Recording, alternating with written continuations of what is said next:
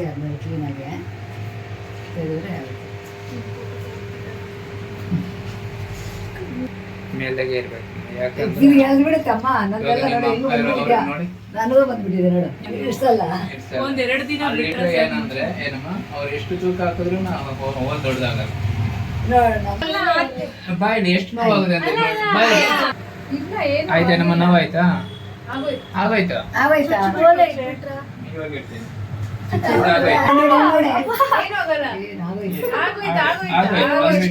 ತಿರ್ಸೋದಷ್ಟೇ, ತಿರುಪು ಹಾಕೋದಷ್ಟೇ.